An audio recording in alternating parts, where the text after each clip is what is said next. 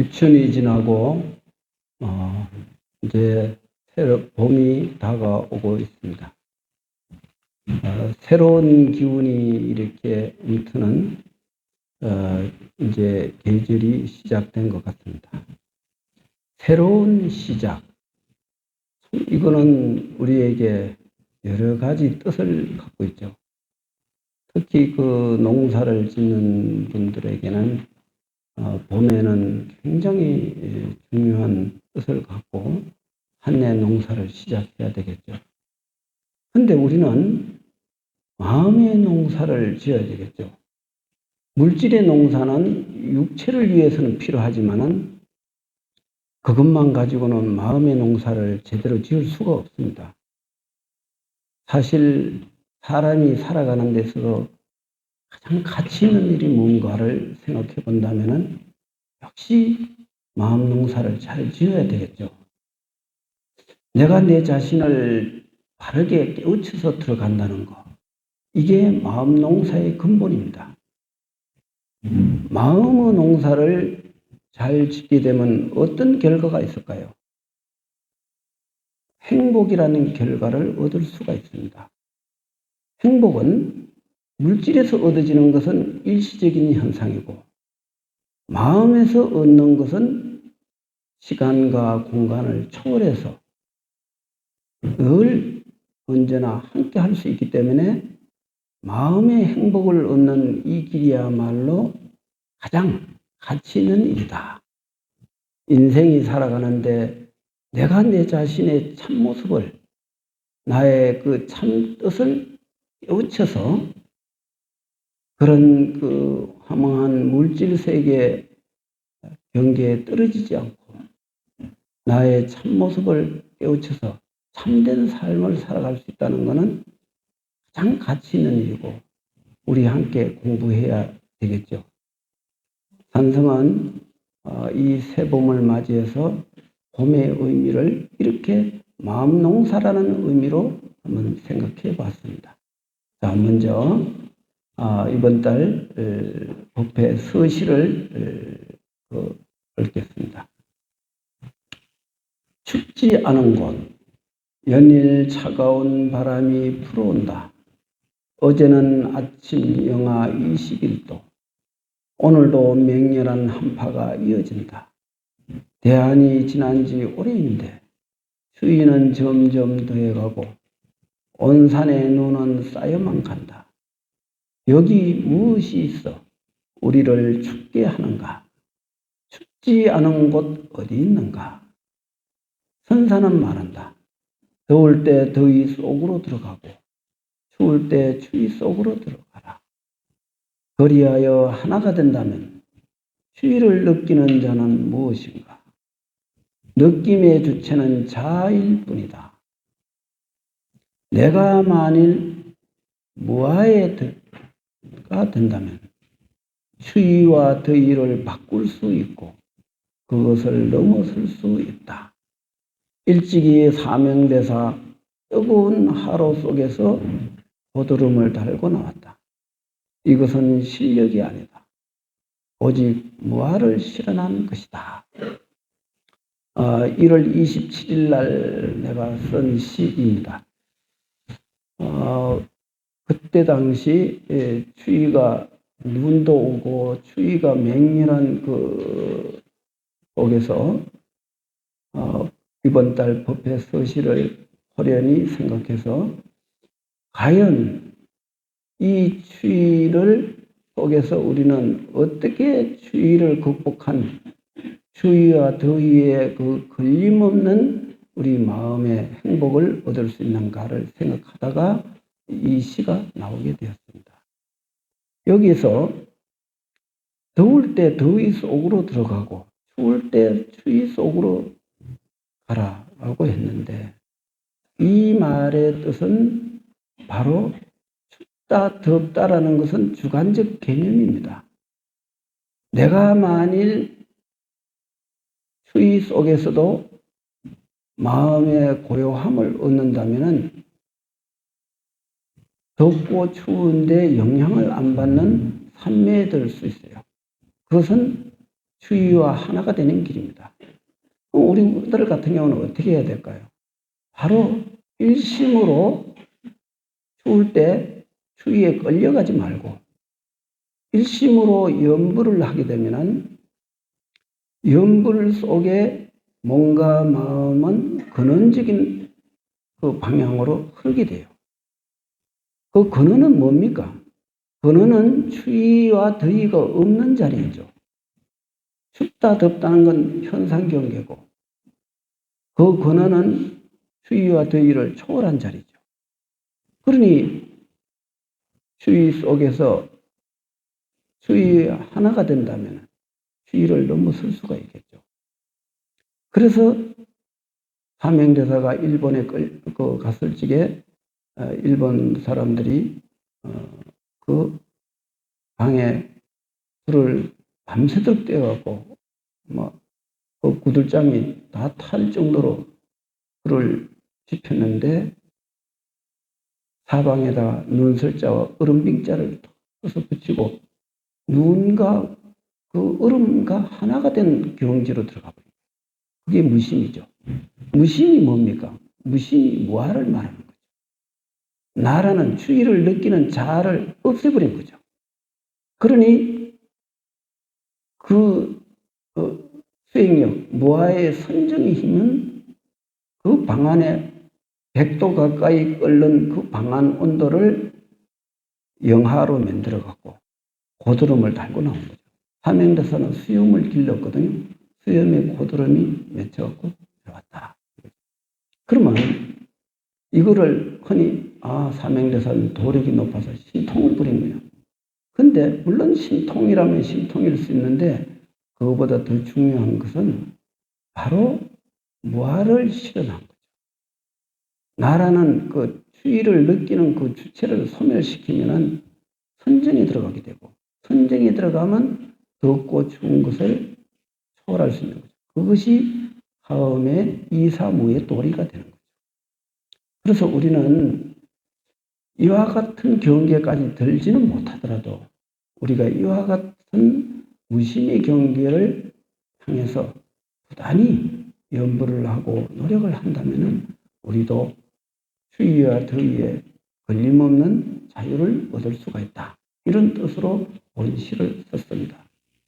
앞으로 시대적으로 많은 혼란기가 예상됩니다. 제2의 빙하기가 올 수도 있고 또 금성처럼 온도가 태양의 그 온도가 높아져서 지구가 무한정 50도, 60도 되면은 어떻게 살겠습니까? 이때야말로 선정력으로 우리는 이겨내야 되겠죠. 그러기 위해서라도 열심히 우리는 연구를 해야 될 것 같습니다. 그 다음에 두 번째 페이지.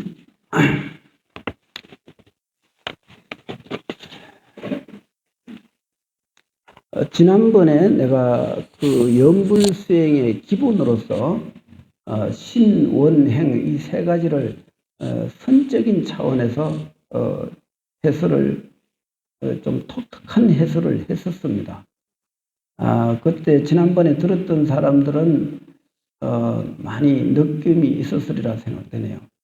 지금까지 이 연불 수행에 대해서 그 기본에 대한 그 이해도가 그렇게 깊지를 못해서 연불이 바깥 경계로 흘러가는 경향이 있었습니다. 그래서 내가 연불 수행이 결국은 내가 내 자신을 찾아가는 지름길이요 나의 본래면 목자리를 깨달아 들어가는 그 척경이라는 것을 그 신원행을 통해서 표현을 했습니다. 이제 이번에는 그 연불 수행에 관한 여러 선사들의 그 훌륭한 분들의 가르침이 있는데 천태지자대사의 정토에 관한 10가지 의심을 풀어주는 글이 있어요. 이게 첫 번째 질문입니다. 그런데 10가지 그 의문에 대한 글이 대체로 다 비슷해요. 그래서 내가 요번에 이 질문에 답을 10가지 답을 좀 압축해하고 내가 좀 편집을 했습니다. 그래서 요거를 한번 같이 보시면은 우리 정토 수행자들이 방향을 우리가 생각할 수가 있습니다. 불교의 목적은 끊임없는 정진과 수행으로 보살도를 실천하고 중생을 교화하며 마침내 구경정각을 이루어야 하는데 오직 정토왕생만을 추구한다면 이것은 대성보살도라는 큰마음 정신과 어긋나는 것이 아닌가. 예, 정토연불 수행에 관해서 너무 이것은 이기적인 수행이 아니냐. 내 혼자 극락세계를 즐겁게 구하고 고통받는 중생은 그 고통을 외면하면은 이게 과연 보살도의 정신하고 부합되느냐 하는 의문입니다. 사실 이런 질문을 이 수행자라면은 할 수가 있어요. 그런데 이 연불 수행이 결국은 자리이타라는 그 나도 이롭고 남을 이롭게 한다는 그 정신하고 그러면 어긋나는 것인가? 내 혼자 극락세계를 구하면은 이 주변의 이웃에 고통받는 중생들은 누가 제도할 것이냐? 이런 문제가 생겨나는 거죠. 그래서 여기에 대해서 이제 그 답변을 이렇게 하신 거예요. 만일체 상승건기라면은 마땅히 그대가 말한 것처럼 해야 한다 이거죠. 왜냐하면 중생을 교화해야 되니까. 그런데 세상에 있는 상중하 대부분 건기들은 오탁악세에서 번뇌에 물들지 않고 본래 청정심을 지속하기가 어렵다. 이 물에 빠진 사람이 나도 지금 구제를 못해갖고 지금 죽냐 사냐 막 헤매고 있는데 그 옆에 물 빠진 사람들을 구제 안 하고 네 혼자 벗어날 것만 기억하는 게 그게 과연 옳은 일이냐 이런 말과 같은 거죠. 상근기라면은 당연히 옆에 이웃 사람들의 그 고통을 덜어주기 위한 노력을 해야 되겠죠. 그런데 일반 사람들은 고통을 받고 있다 이거예요. 지금 정신을 못 차리고 있는데 누군가의 도움을 받아야 되는 거 아니냐. 이제 이런 문제가 있는 거죠. 그래서 오탁악세에 번뇌에 물들지 않고 본래 청정심을 지속하기 어렵다. 이 현상 경계는 오탁악세라 그러죠. 5가지가 흐린 혼탁한 그 정신을 갖게 하는 그런 큰 함정인데 과연 이 오탁악세에서 나의 본래 청정심을 어떻게 유지할 수 있느냐. 근데 요거를 우리가 불자들은 2가지 측면에서 생각해 봐야 돼요. 정토왕생을 발언한다고 해서 이웃의 중생들을 고통을 외면하면 안 되죠. 정말로 진정한 연불수행자고 연불수행을 통해서 인류의 행복을 위한다면은 나도 연불 열심히 하면서 옆에 사람들도 도움을 줘야죠. 이게 이제 연불수행자의 기본이죠.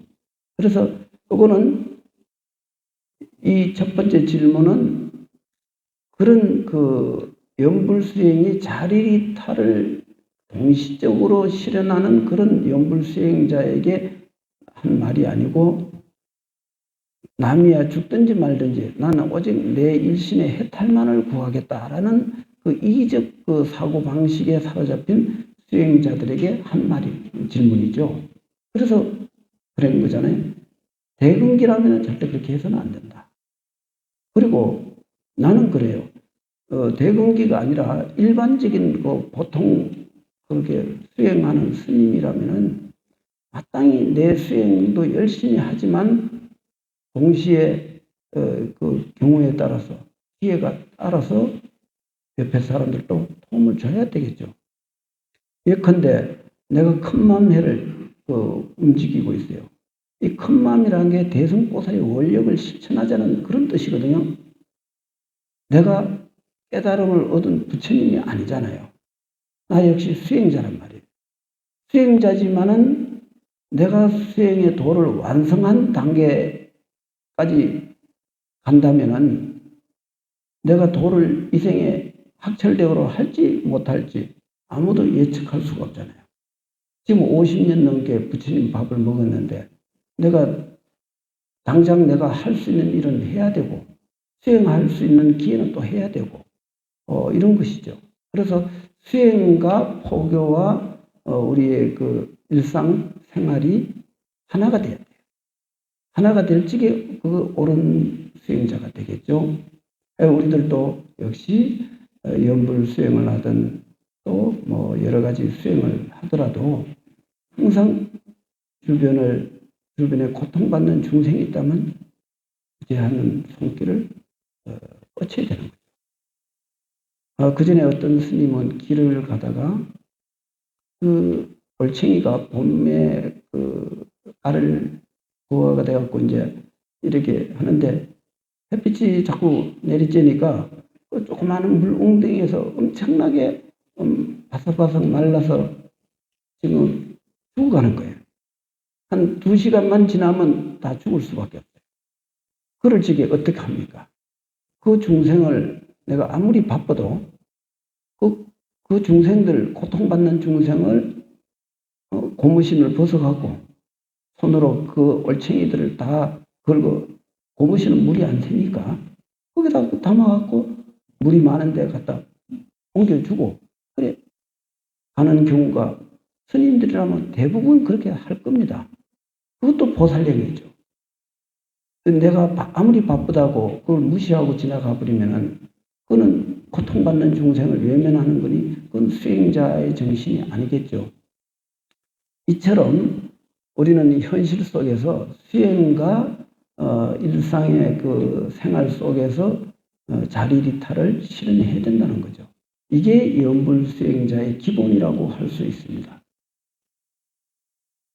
그래서 간혹 한때 정진을 열심히 하더라도 마장장애를 이길 수 없으므로 지속적으로 수행하지 못한다. 때문에 웬만한 도력으로는 노후의 우풍에 불으면 누구도 바른 정신을 가지기 어렵다. 이처럼 자신도 앞길을 보지 못하는데 타인의 길을 열어줄 수 없는 것이다. 이게 이제 계속 이어지는 말인데 유머경에 이르기를 자신의 병도 고치지 못하면서 어떻게 다른 사람 병을 고칠 수 있겠는가라고 했다. 세상을 살아가는 중생들은 병은 84,000가지 있지만 근본은 마음병에서 비롯되었다. 모든 중생들은 모두 이와 같은 마음병이 들어 성인의 가르침을 받지 않고 마음병을 다스릴 수 없는 것이다. 이렇게 이제 됐는데 그 모든 병은 결국은 한 마음에서 시작됐으니 그 마음이 바르면은 병은 없어지는 거고 그 마음병을 병이 다스리지 못하면 육체의 병은 가지가지 404가지 404병이 동시에 일어난다. 그래서 병의 근본은 마음에 있고 마음병을 바르게 고치지 못하면 육체의 병은 어쩔 수 없는 현상이다. 이제 이렇게 되는 거죠. 결국은 스트레스라는 게 결국은 사람들이 마음에서 받는 그런 마음병이거든요. 그 스트레스를 너무 많이 받으면은 사람이 육체가 식욕이 없어지고 건강이 나빠지면서 여러 가지 병이 생기는 거예요. 그게 암이라고 하는 게 전부 알고 보면 스트레스, 마음병에서 생기는 거거든요. 우리가 마음이 활기차고 걸림이 없고 좋은 마음을 가지고 살면은 이 몸에서 좋은 세포가 끊임없이 생성되기 때문에 이 몸에 암세포가 생겨나지를 못해요. 생겼더라도 소멸되어버리고. 그러나 우리는 마음병을 바르게 다스리지 못하고 다른 사람 병을 고치겠다고 마음병을 고쳐주겠다고 설치는 사람이 있어요. 그거는 상대방 병을 고치는 게 아니라 상대방 병을 키워주는 거죠. 이런 식이 돼서는 안 된다. 그런 뜻이죠. 지도론에 이르기를 물에 빠져 헤매는 자가 방편을 빌리지 않고 재앙에서 벗어날 수 없듯이 중생은 정토라는 뗏목을 빌리지 않고 윤회를 벗어나기 어려운 것이다. 이것은 마치 어린아이에게 어머니와 주위의 사람들의 보살핌을 받지 않으면 누구도 살아갈 수 없던 중생도 아미타불의 48대 원력에 의지하여 수행할 때 온전하게 윤회에 벗어날 수 있는 것이다. 이 윤회라는 게 결국은 3계를 말하는 건데 욕계, 색계, 무색계라는 이 거대한 그 정신적, 물질적 세계가 있는 거죠. 이 3계를 벗어날 수가 없는 거죠. 그래서 이 윤회를 쉽게 벗어날 수 있는 게 연부를 통해서 정토세계에 태어나는 길인데, 그래서 옛날에 그 수행이 오래도록 했다가 나이 60 넘어서 다음 생이 걱정되는 스님들이 아미타불 연불 수행을 마지막에 극정성으로 해서 정토 발언을 하고 극락세계 왕생을 발언했다는 그런 기록은 수도 없이 많이 있습니다. 윤회를 우리는 두려워할 줄 알아야 돼요. 근데 요즘 사람들은, 스님들도 그렇고, 윤회를 아주 우습게 봐요. 요즘 뭐 유튜브에 보니까 어떤 유명한 그 동대 성가대학장을 지낸 사람이 유튜브의 제목이 그래요. 생사, 그거 별거 아닙니다. 근데 그것도 보고 그 유튜브 내용 볼 것도 없이 아주 내가 속으로 욕을 좀 했어요. 과연 자기가 생사윤회를 그렇게 자유자재로 용무생사할 정도 능력이 있는가요? 용무생사라는 것은 학철대하고 산매에 그냥 바로 이 자리에서 앉아서 산매에 들어가면 10년 있다 깨어나올 수 있고 1년 동안 밥 한 그릇도 안 먹고도 그 산매에 들어가고 나오는 게 자유로워야 돼요. 지금 육조대사는 돌아가신 지 지금 한 1300년 넘었어요. 근데 아직 산매에 들어 계시잖아요. 육조대사 사진 다 봤잖아요. 그 산매에 들어간 겁니다. 육체를 가지고 어느 그 산매에 들지 않고는 그 모습을 유지할 수 없어요.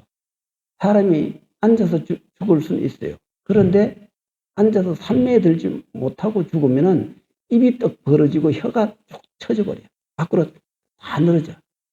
혀가 이렇게 입 안으로 바짝 당기는 거는 다 살아있기 때문에, 내 힘이 있기 때문에 혀를 안으로 당기는 힘이 있어서 그렇게 되는 거지, 죽으면은 입은 무조건 벌어져요. 입이 뚝 벌어지고 혀가 쭉 내려와 버려요. 그래서 귀신 같은 거 보면 뭐 그런 모습 보이잖아요. 그럼 사람이 기겁하잖아요. 그러니까 그게 힘이 없어서 죽은 모습이 그런 모습이라는 거예요. 용무생사라는 것은 생사 없음을 자유롭게 쓴다 이런 뜻이거든요. 그러니까 태어나는 것도 자유롭고 죽음도 자유롭고 생사를 자제한다. 이거는 그 보통 수행자로서 있을 수 없어요. 윤회라는 것은 대단히 두려운 거예요. 윤회가 두려운 것은 인과윤회가 같이 이어지기 때문에, 인과법이 잘못된 우리의 그 삶의 태도는 결국은 그 인과법에 걸리게 돼 있고, 인과법에 걸리면 반드시 윤회에 떨어지게 돼요. 인을 지은 게 있는데 과가 어떻게 없겠어요? 우리가 이 생에서 육체를 가지고 온갖 그 육건 의식으로 오만 육경을 행했는데 그것이 업력에 장애를 일으키게 돼 있는데 어떻게 윤회에 자제할 수 있어요? 생각이 있는 자는 다 윤회를 할 수가 없어요. 무심에 드는 사람만이 윤회를 끊을 수가 있어요. 무심이 뭡니까? 무심은 무아예요. 나가 없다는 거예요.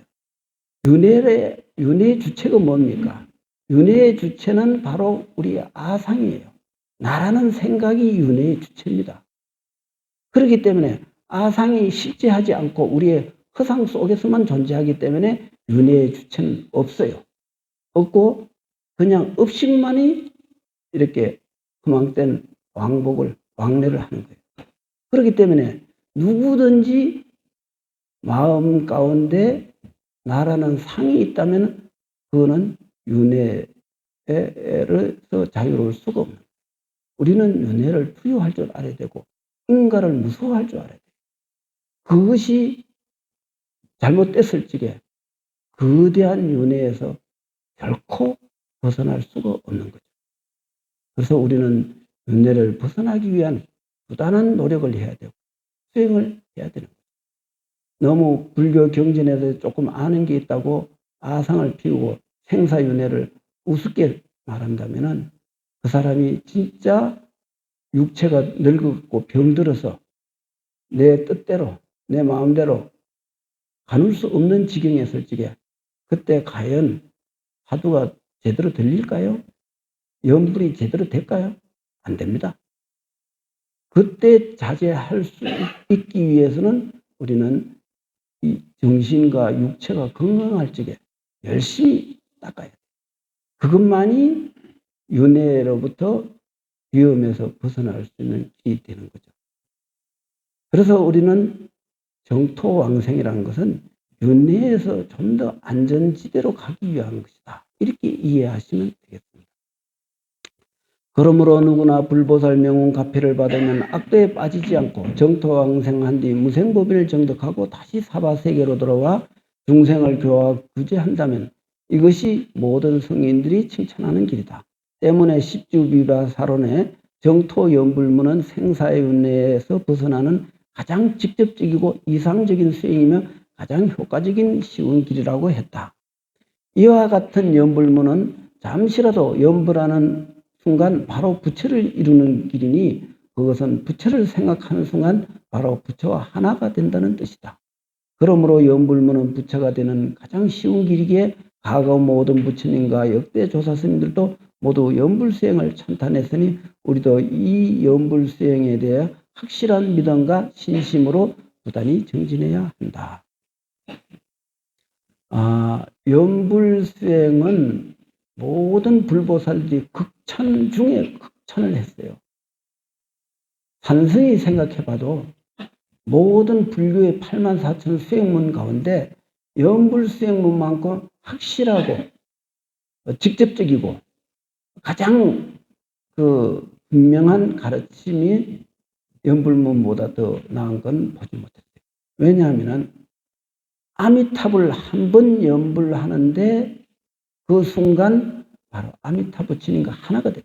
적신성불이란 말이죠. 이 몸 그대로 부처가 된다. 이게 바로 아미타불 명호. 우리가 부처를 무엇으로 짓습니까? 이 마음이 부처가 되고 이 마음이 중생이 되는 겁니다. 이 마음으로 중생심을 가지면 그게 중생이고 이 마음으로 부처 마음을 지으니 이 마음이 곧 부처라. 이 마음을 떠나서 부처가 따로 있다고 생각한다면 그것은 잘못된 생각이라. 우리는 이 마음을 속에서 중생을 짓지 말고 부처를 짓도록 노력해야 돼요. 그것은 내인데 달려있지. 어느 부처님이 나를 그렇게 강제로 만들어줄 수는 없어요. 그래서 우리는 이 순간에 내 자성불을 의지하고 자성불에 의지해서 연불을 할 적에 순간순간이 우리는 부처의 성품을 의지해서 살아가는 것이 된다. 그래서 이 순간 바로 적신성불이다. 곧 이 몸 그대로 부처가 되는 길이다. 얼마나 쉽습니까? 근데 그게 지속되지 않으면 안 되죠. 번뇌에 물들어도 안 돼요.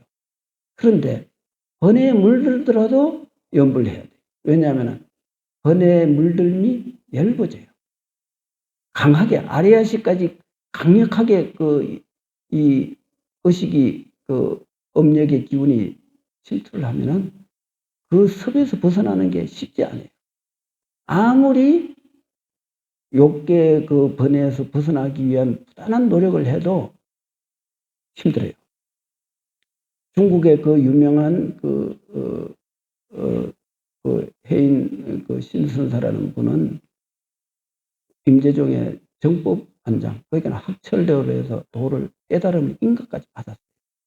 그런데 그분은 이상하게도 도를 깨쳤고 조사의 법인까지도 받았는데도 애욕번뇌가 그 전생에부터 뿌리 깊게 사랑했던 여인이 있어갖고 이 전생에 수십 생을 익혀온 아리아식 속에 뿌리가 깊었던 거죠. 애침을 얻었는데도 그 애욕 번뇌가 끊어지질 않아갖고 거기서 못 태어났어요. 결국은 죽은 다음에 그 신도집 딸로 태어났어요. 그 애친 분인데 그거는 다 기록에 나옵니다. 이렇게 깨달음을 얻어서 지혜가 출중해도 그 간혹가다 아주 뭐 특별한 경우긴 하지만은 그 번뇌라는 게, 애욕 번뇌라는 게 간단한 문제가 아니에요. 그래서 석가모니 부처님께서 사리불을 가르치면서 사리불 같이 저렇게 지혜가 출중하고 위대한 수행자지만, 그리고 대아란이에요. 그냥 아란이 아니라 큰 아란이에요. 부처님도 초기 불교에서는 대아란이라고 해요. 부처님이라는 말을 안 썼어요. 내가 대아란이다. 아란이 뭔가 은공이에요.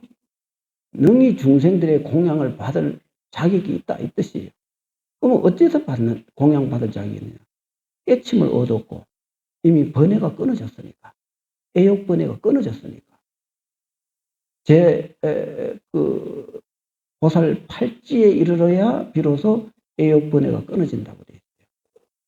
그러면은 아라한은 보살 팔찌까지를 넘어선 거죠. 따지고 보면은. 그런데 사리불 같이 그렇게 위대한 대아라한도 애욕 번뇌에 감기면 도가 송두리쳐 날아간다 그랬어요. 그러면 어떻게 해야 되겠어요? 도인들은 그런 욕계의 번뇌 망상을 대했을 적에 거기 미혹하지 않아요. 거기 끌려가질 않아요. 그러니까 조심한다 이거죠. 그 절제력이 있다는 거죠. 그런데 절제력이 갖지 않으면 어떻게 돼요? 번뇌에 물드는 거죠. 그래서 우리 불자들도 참 정신을 바짝 차려야 돼요. 이 현상 경계, 탐욕과 썩냄과 어리석음의 이 경계를 벗어나는 일이 참 어려운 일이에요. 이 생에 우리가 조금이라도 닦아놔야지 다음 생에 좀 도움이 되지. 이 생에 우리가 먹고 입고 쓰고 노는 데서 정신을 다 팔리면은 다음 생에 우리가 뭐가 되겠습니까? 그래서 우리가 이 산에 와서 법을 듣는 것도 잠시라도 세속적인 번뇌망상에서 벗어난 조금이라도 내 마음을 맑히는 일을 좀 해보고자 하는 데서 이 법의 뜻이 있는 거죠. 그래서 우리 불자들도 번뇌를 벗어난 자유로운 영혼을 갖기 위해서 우리는 부단히 노력을 해야 된다. 그러기 위해서 연불을 열심히 해야 되는 거죠. 자, 그러면은 이번 달 연불 법문은 요거로 마치고, 그 다음에 신신명이 이제 5번째 강의인데, 이 신신명 5번째 강의는 요번에가 이제 다 마칠 거예요. 그래서 시간 관계상 내가 좀 빨리 진행하겠습니다. 이 신신명을 내가 이렇게 강의하게 되는 그 이유는, 내가 어릴 때 출가해갖고 수행하는 도중에 정말 신신명 수행으로 그 가르침으로 내 수행에 굉장히 도움이 많이 됐어요. 그래서 내가 이 태백산에서 첫 번째 이 강의에 신신명을 선택했던 거는, 이게 어떤 수행을 하든 이 가르침은 우리가 다 잘 이렇게 새겨야 우리가 수행하는데 큰 마장에 걸리지 않고 바르게 잘 갈 수 있다. 이런 뜻으로 이 강의를 하는 겁니다. 그래서 이 신신명은 전체적으로 그 둘 아닌 이치, 그러니까 우리의 그 성품자리의 그 근본의 원리를 밝혔다. 이렇게 볼 수 있습니다. 그런데 전번에 25송을 강의했는데, 내가 요 뒷구에 보니까 요 이제 좀 문제가 있어갖고, 내가 그 문맥상 흐름을 이해하기 위해서 다시 25성을 한 번 더 강의하는 겁니다. 이여체연하야 오리망연이니 만법제가 나면 기복자연하리라. 이것은 본체는 깊고도 오묘하여 우뚝히 드러나 잣되지 않다. 만일 만법을 평등체로 본다면 바로 그 순간 근본으로 들어간다. 이랬는데 여기에서 그 기복자연, 이 한문이 대체로 이제 그 신심령을 두 가지로 분류하는 경우가 있어요. 이행시로 보느냐 아니면 사행시로 보느냐 하는 문제가 있는데, 대체로 사행시로 보는 경우가 많아요. 왜 사행시로 봐야 되느냐 하면은 여기서 이 문단이 보면은 내구가 딱딱 하고 맞는 그런 내용이 좀 많이 나와요. 그래서 이거를 그 이해를 돕기 위해서 사구 사행시로 이렇게 이해를 하는 경우가 많은데, 왜 이구로 하는 경우도 있느냐 하면은 이렇게 지금 이구가 좀 빠진 게 있어요.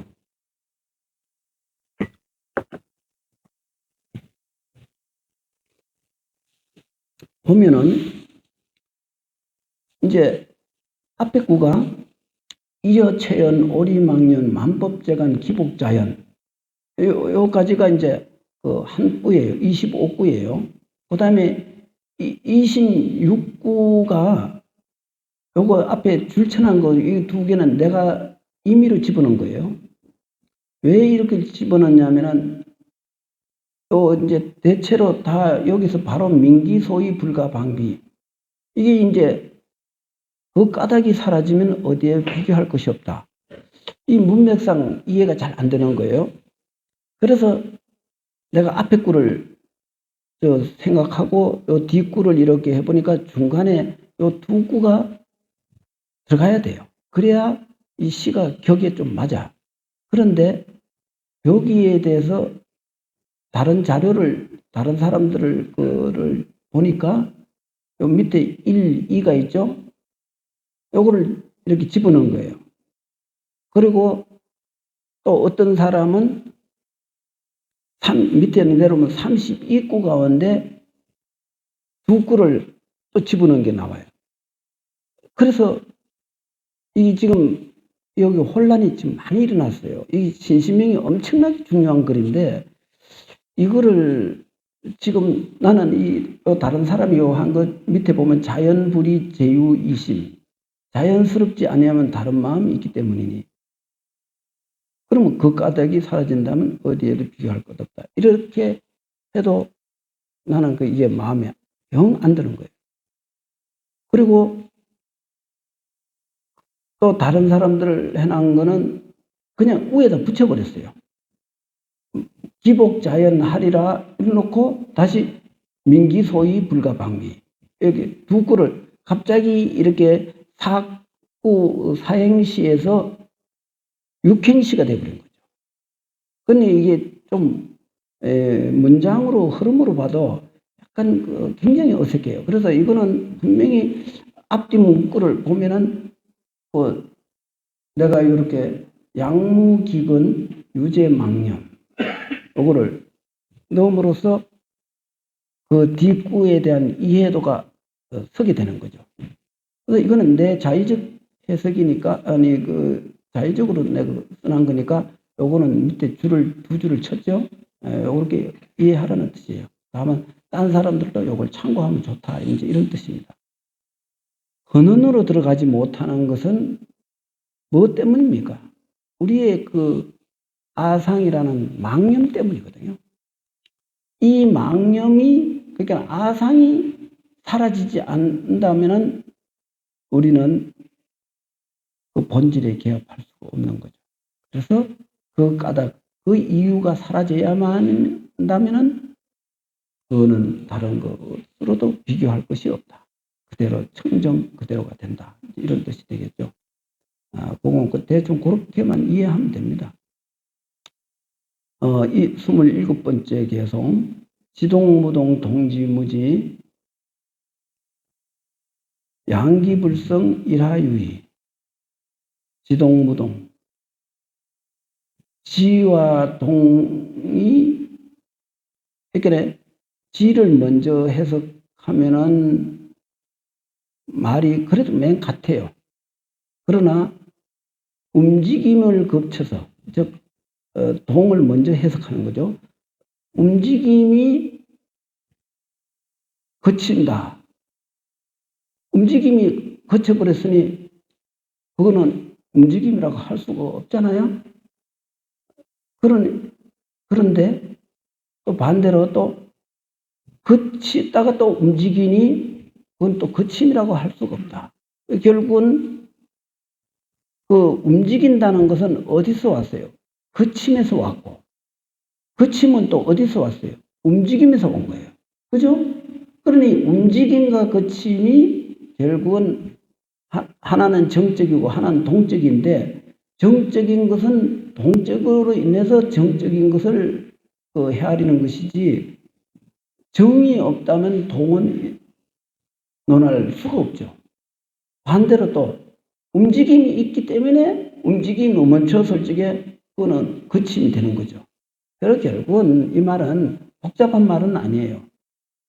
바로 양기불성. 그러니 영원한 움직임도 영원한 거침도 없다. 그러니 두 가지가 성립될 수 없으니 한계가, 거침이나 움직임이나 둘 중에 한계가 어떻게 있겠느냐? 없다.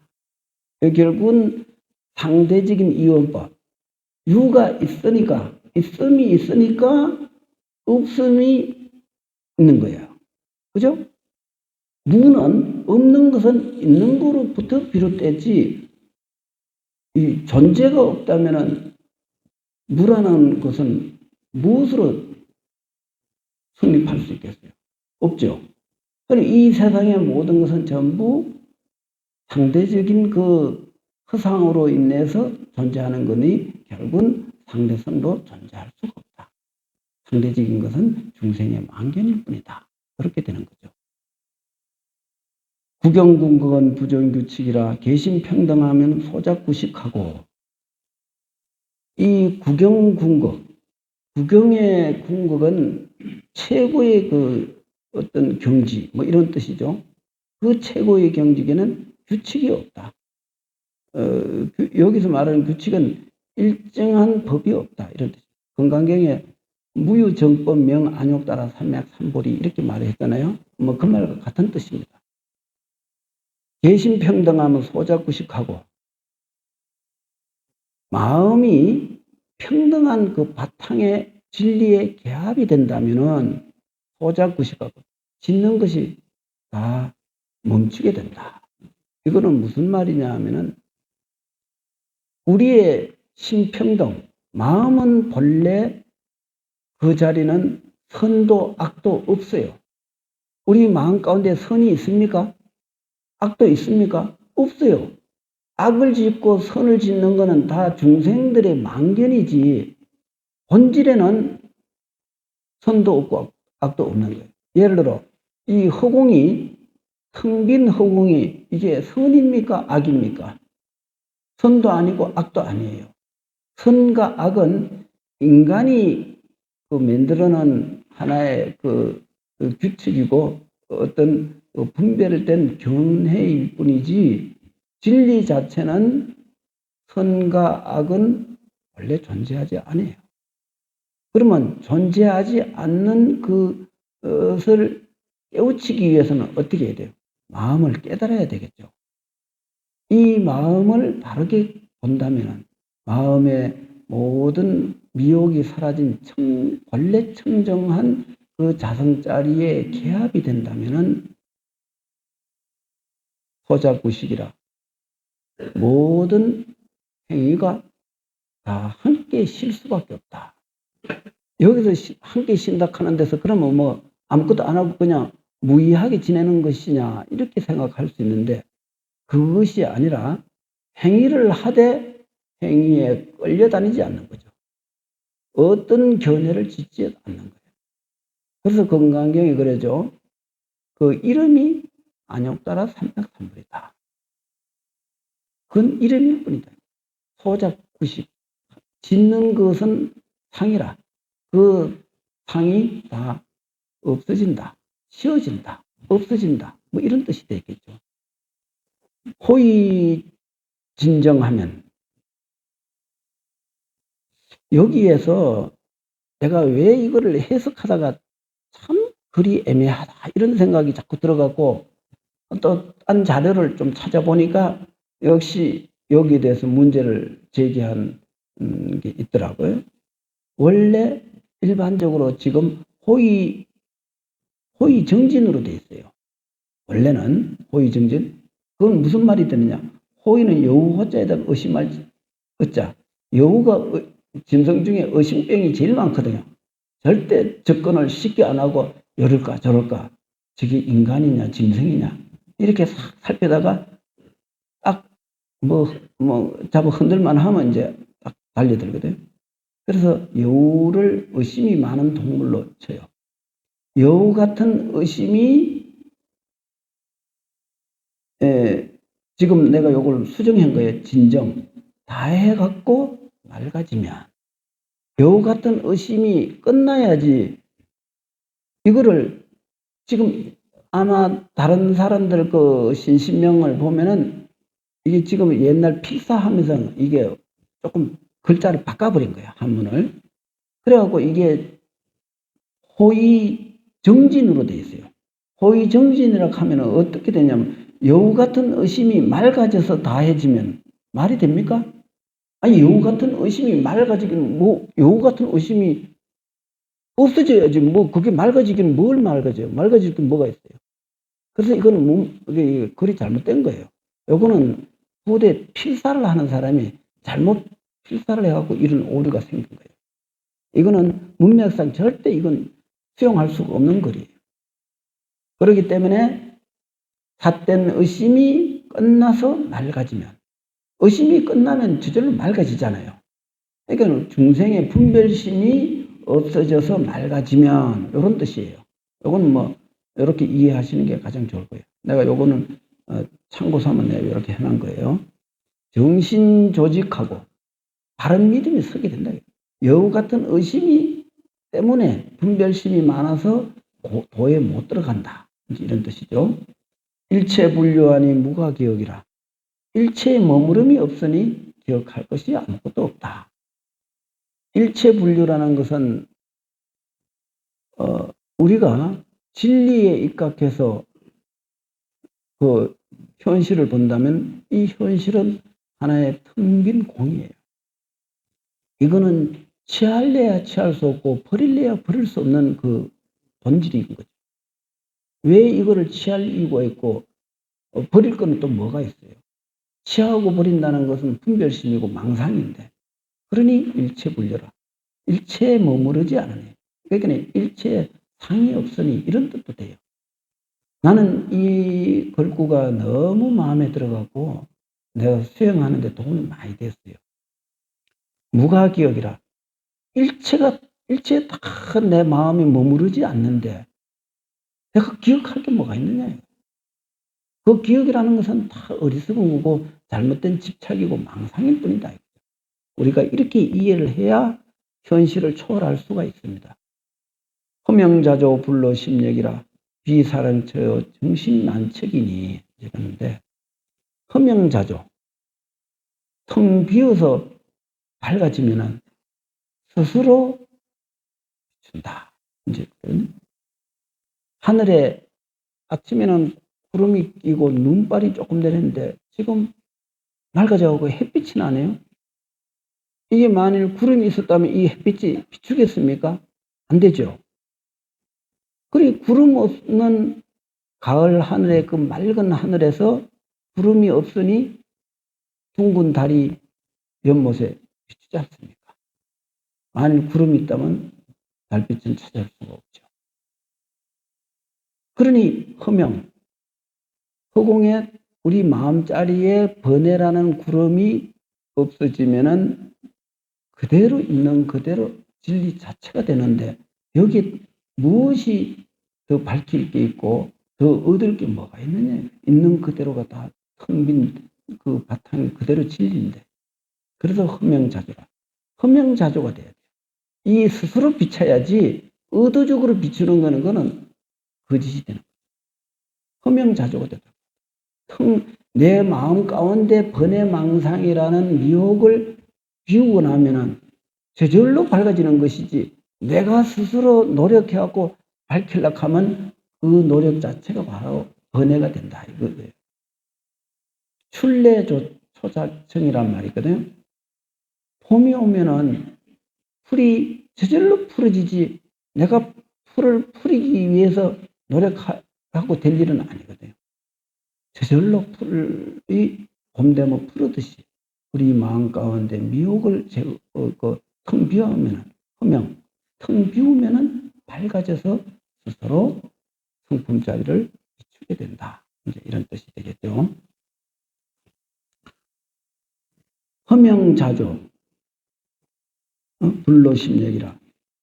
그 마음으로 노력해갖고 될 일은 아니다. 비사랑처라 정신만처. 이것은 생각으로서 헤아릴 수 있는 일이 아니다. 왜? 생각을 한다는 것 자체가 벌써 번뇌이기 때문에 번뇌로서 도를 헤아릴 수는 없는 것이다. 그죠? 자, 그 다음에 31송. 진여법계는 무타무자 하고 요겁상응인 유언불이라. 진여법계, 진실한 세계는 그것은 내 것도 남의 것도 아니다. 왜? 아니, 나라는 것이 없는데 내 것이 어디 있으며 내가 없는데 남이라는 게 어디 있겠느냐 이거죠. 요겁상황인된 유언불이니 좋게 진짜 중요하게 그 상하기를 원한다면, 여기는 말하자면 도에 빨리 깨달음에 들어가기를 요겁, 아주 종묘로의 바로 들어가고자 한다면 이런 뜻이에요. 이거는 뭐 특별한 뜻은 아니에요. 유언불이라. 오직 불 아님을 봐야 된다. 불 아닌 이치를 바로 볼 적에 진리에 빨리 들어갈 수 있다.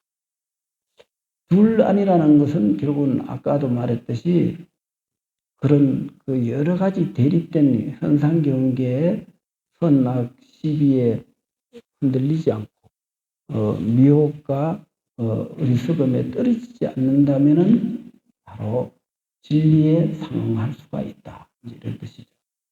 불이계동 무불포용 지방지자 개입차정이라.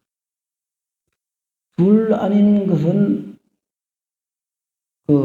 다 같은 것이다. 둘 아닌 게 뭡니까? 바로 진리는 둘이 아니잖아요. 선도 악도 없고 아름답고 추한 것도 없는 이 절대성 경계. 이것은 그 선과 악이 다르지 않다. 같다. 이런 뜻이죠. 무불포용. 그러면 포용하지 못할 게 없다. 왜냐하면 악도 돌이키면 악이 아니고 선도 돌이키면 선이 아니에요.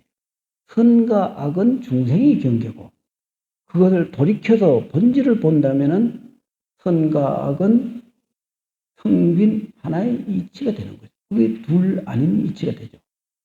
그러니 그 둘 아닌 이치에서 우리가 현실을 살아간다면 포용하지 못할 게 뭐가 있어요? 다 포용될 수 있다. 악에 절대 악은 없고 절대 선은 없다는 거죠. 절대 악은 왜 없느냐? 악이 선이 되기 때문에. 악이라고 했는데 한 생각을 돌이켜보니 그게 바로 선이 돼버려요.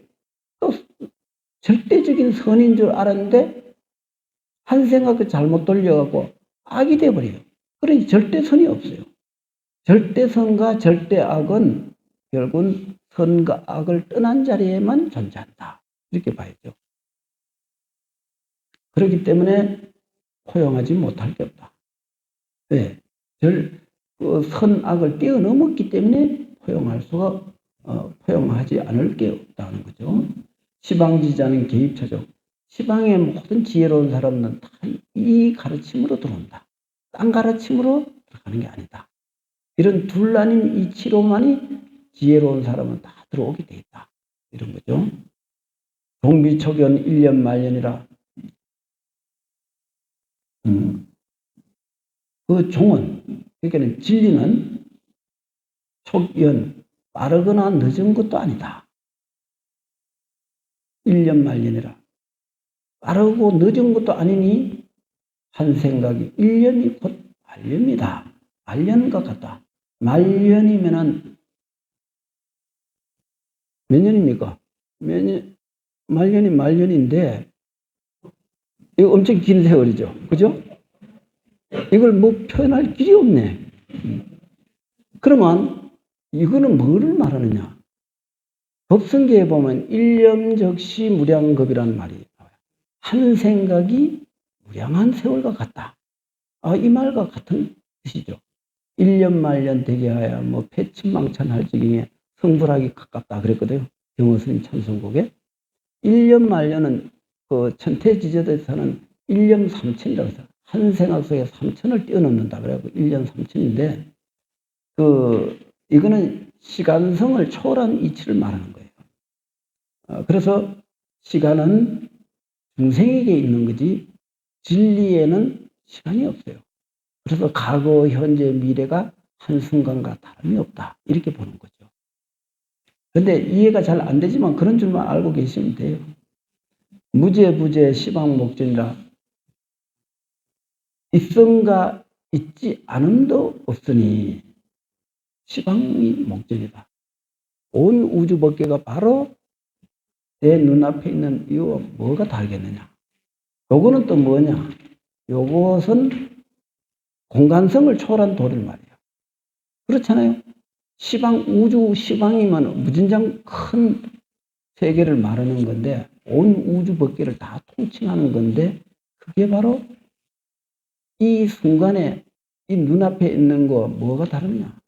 아무리 우주 허공 법계가 거대한 크기라 한들 이 눈앞에 있는 미세한 이 특걸보다 더 큰 게 크다고 해서는 안 된다. 그래서 일미진중 함시방이라 한 티끌 속에 온 우주 허공 법계를 다 담았다. 그거 법화경에도 나오고 한경에도 나와요.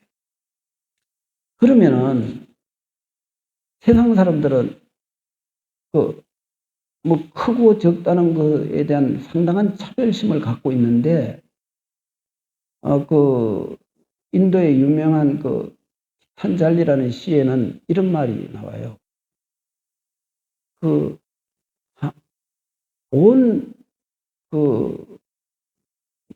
이 바닷물이, 거대한 바닷물이 이 작은 한 방울 물 속으로 다 들어갔다.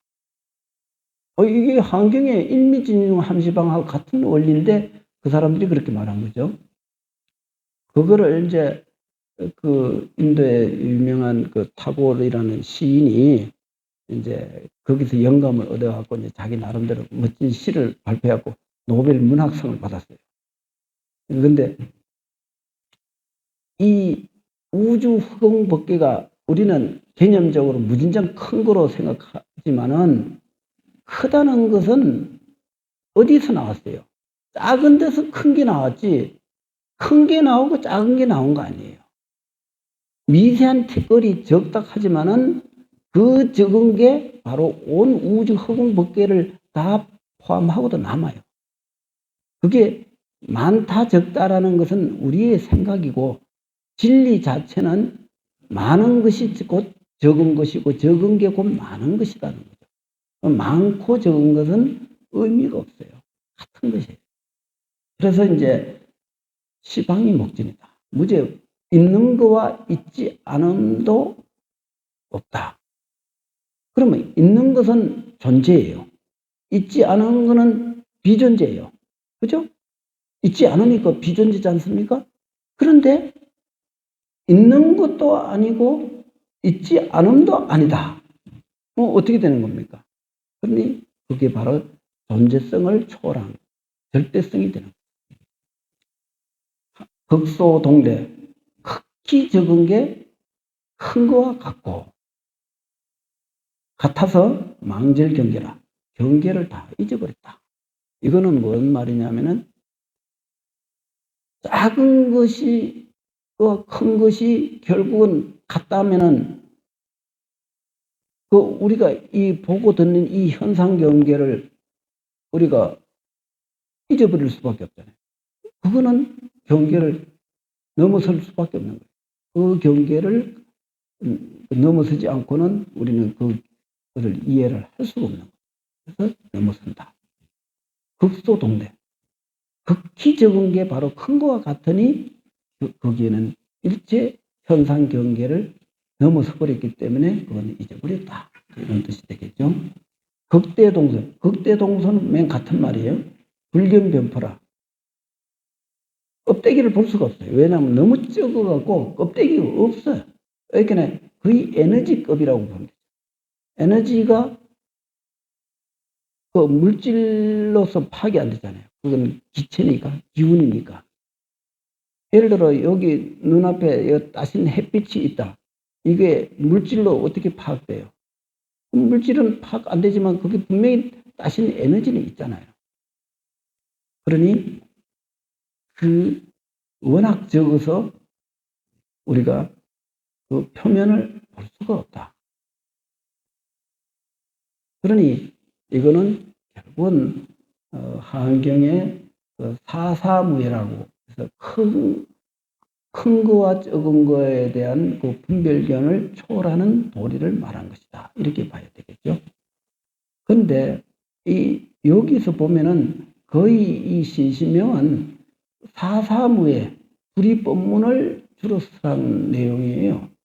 이게 주로 시간적인 것보다도 공간성을 초월하는 내용이 많이 나와요. 이거 지금 계속 이어져요. 유적시무요 무적시운이 약불여차하면 불필수순이라. 있다 하면 곧 그것이 없는 것이요, 없다고 하면 그것이 곧 있는 것이니. 이런 말을 하면은 이거 뭐 너무 추상적인 이야기 같아갖고 우리하고는 아무 관련도 없는 이야기를 왜 자꾸 하나, 이렇게 될 수 있어요. 그죠? 뭐 있는 게 없는 거고 없는 게 있는 걸 하면 그럼 누가 그 말 믿겠어요. 그죠? 그런데 사실은 유다 무다 하는 그 개념 자체가 중생의 망견이기 때문에 있다 하는 것은 어디서 나와요? 없는 거에서 있는 게 나왔어요. 만일 무가 없다면 유라는 거는 말 자체가 성립이 안 돼요. 그렇잖아요. 그러니 이거를 너무 추상적인 이야기로 볼 게 아니라 실질적으로 그래요. 실질적으로 이치가 이렇다는 걸 알아야 돼요. 이렇게 안 하고 자꾸 스님이 너무 추상적인 이야기만 한다 이래버리면은 그거는 진리의 길로 들어가기가 힘들어요. 계속 현실 경계에 자꾸 그 분별심을 이렇게 갖고 시비나 하고 그러면 어느 세월에 높은 단계로 올라갈 수 있어요. 그렇기 때문에 있다는 것은 없는 거에 의해서 나왔으니 있는 게 실제하지 않다. 또 없다는 것은 또 있는 거 때문에 생겨났으니 없는 것도 실제하지 않다. 이렇게 되는 거죠. 약불여차하면 불별. 이렇지 않다면 그건 지키지 마라. 그건 옳은 말이 아니다. 가짜다. 뭐 이런 뜻이죠. 일적일체. 이것도 맨 같은 그 사사무예요. 하나가 곧 모든 것이고 모든 게 곧 하나이니 단능여시하면 하려불별. 이렇게 한다면은 뭐 도를 깨치지 못할까 뭐 걱정할 게 뭐가 있겠느냐. 이제 여기서 이제 신심명의 이 마지막 부분 개성이 굉장히 어려운 개성이에요. 신심불이요 불이신심이니 언어도단하고 비거래금이라 그랬거든요. 신심은 불이다. 그러면 믿는 마음은 불 아니라 그랬거든요. 이게 어떤 말이냐면은 여기에 이 신심명이 결론이라고 봐야 돼요. 그런데 이 믿음이라는 거, 우리가 흔히 믿음을 어떻게 생각해요? 나는 너를 믿는다. 친구지간에 신뢰가 있어야 된다. 이런 것도 믿음은 믿음이죠. 근데 여기서 말하는 믿음은 그런 그 인간관계, 어떤 그 생활 속에서 그 갖고 있는 그런 믿음이 아니라 도에 대한 믿음을 말해요. 도에 대한 믿음을 여기서 말하는 신심이라고 해요. 마음을 믿는다. 즉 도에 대한 확고한 믿음. 그러면 도에 대한 확고한 믿음은 어디서 나오는가요? 불이라 그랬어요. 불 아니라 그랬어요. 불 아닌 것이 도라는 거죠. 그 둘 아닌 게 중도예요. 중도. 중도를 바로 도라고 하는 거죠. 그래서 신심은 우리의 그 본래 청정심을 믿는다. 본래 청정심과 결합이 됐다. 본래 청정심과 내가 하나가 됐다. 요 뜻이 믿음이에요. 이제 이해가 되죠? 굉장히 중요한 말입니다. 이것만 알면은 신신명을 아주 핵심을 깨뚫고 있는 것이 돼요. 이러한 내 본래 청정심을 확신하는 마음, 거기에 대해서 둘 아닌 이치란, 우리의 본래 청정심은 둘 아닌 이치라는 거에 대한 확신, 믿음. 그러면 이 믿음은 어디서 나와요? 정덕에서 나와요. 내가 깨달아야 돼. 깨닫지 않고 머리로서 이해된 거는 그냥 믿기는 하죠. 뭐 믿으면 그만이니까. 그런데 그거는 내 생활을 변화시키지 못해. 그거는 약해. 그런데 내 본래의 청정심이 그 자리는 둘이 아닌 이치라는 것을 확연히 깨달아서 더 이상 거기에 대해서 틀을 것만큼 호의정진이라고 그랬죠. 호의진정. 여우 같은 의심이 사라져서 다 해갖고 본래 청정심이 되었다면 정진, 진정 다 해서 맑아졌다. 우리 마음이 그런 의심병이 사라져서 청정해진다면 이런 뜻이에요. 그러면 그것은 바로 불의의 경지가 된다.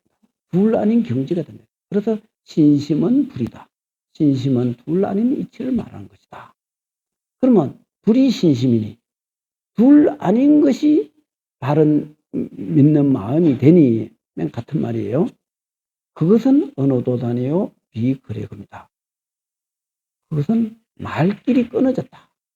말길이 끊어지고 과거, 현재, 미래가 아니다. 시간을 초월한 자리다. 이제 이렇게 되는 거죠. 그래서 이렇게 신신명을 우리가 간단하게 우리가 살펴봤습니다. 정말 우리가 일상의 삶을 신신명에 의지해서 살아간다면 그 사람은 초월적인 삶을 살아가는 겁니다. 아니, 처사님, 가만히 있어. 스님 법문할 적에 이 엄청 결론을 지금 내리는데 그 처사가 한 번씩 야단 맞아야 정신을 차려.